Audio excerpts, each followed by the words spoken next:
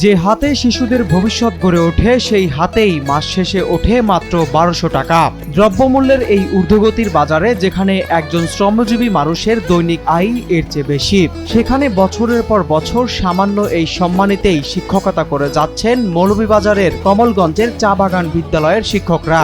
নিজেদের অভাব অনটন ভুলে প্রতিদিন তারা ছড়িয়ে দিচ্ছেন শিক্ষার আলো। কিন্তু প্রশ্ন, এই শিক্ষকদের জীবনে আলো ফিরবে কবে? তারা চান না দান, চান না করুণা, চান শুধু তাদের শ্রমের ন্যায্য মূল্য, সম্মানজনক বেতন আর একটি নিশ্চিত ভবিষ্যৎ। 2012 সাল থেকে আজ অব্দি 1200 টাকা হারে আমরা পাঠ পরিচালনা করে যাচ্ছে। সকল চা বাগান বিদ্যালয়গুলো যাতে জাতীয়করণ হয় এই প্রত্যাশা করছি। আমরা 14 বছর ধরে এখানে পড়াশোনা করাচ্ছি বাচ্চাদের, এবং আমরা খুব অল্প সম্মানে যেটা পাই, 1200 টাকা পাই।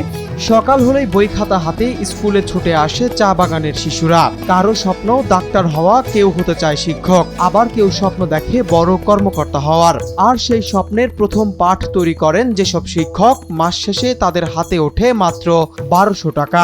কমলগঞ্জের বিভিন্ন চা বাগানের প্রাথমিক বিদ্যালয়ে বছরের পর বছর ধরেই চলছে এভাবেই পাঠদান। শিক্ষকদের যে মর্যাদা, বিশেষ করে বেতনের ব্যাপারে, এটা খুবই নগণ্য। এটা বলার কোনো ভাষা আমাদের কাছে নাই। আমরা মানবেতর জীবন যাপন করছি এই একদম সামান্য বেতনে। গত 2012 সাল থেকে স্কুলের প্রধান শিক্ষক হিসেবে দায়িত্ব পালন করছি।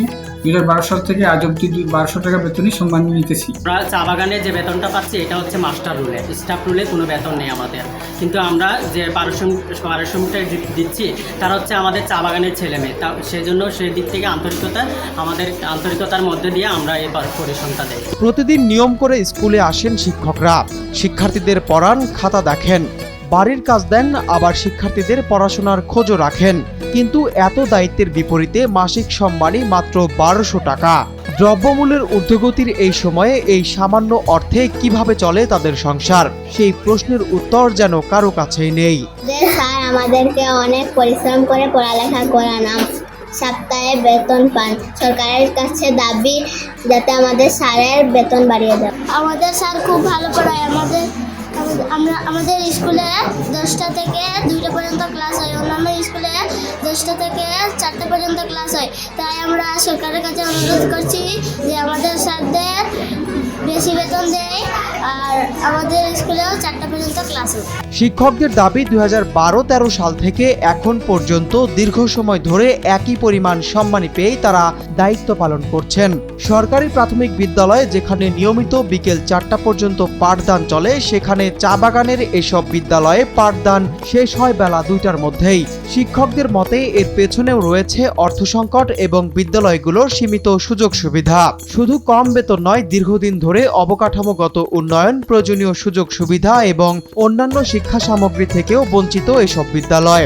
ফলে শিক্ষকদের একটাই দাবি, কমলগঞ্জ সহ দেশের সব চা বাগানের প্রাথমিক বিদ্যালয় দ্রুত জাতীয়করণ করা হোক। সম্প্রতি সরকার চা বাগানের এলাকায় কিছু সংখ্যক বিদ্যালয় জাতীয়করণের উদ্যোগ গ্রহণ করেছেন। খুব তাড়াতাড়ি আমরা এর সুফল দেখতে পাবো। সে সংখ্যক বিদ্যালয় তালিকা জেলা প্রশাসকের অফিস থেকে ইতিমধ্যে অধিদপ্তরে প্রেরণ করা হয়েছে। জাতীয়করণের এই উদ্যোগ কবে বাস্তবায়ন হবে, কবে বদলাবে এসব বিদ্যালয়ের চিত্র, সেই অপেক্ষাতেই শিক্ষক, শিক্ষার্থী ও অভিভাবকরা। কারণ চা বাগানের এই ছোট ছোট স্কুলগুলোতেই তৈরি হচ্ছে আগামী দিনের স্বপ্ন।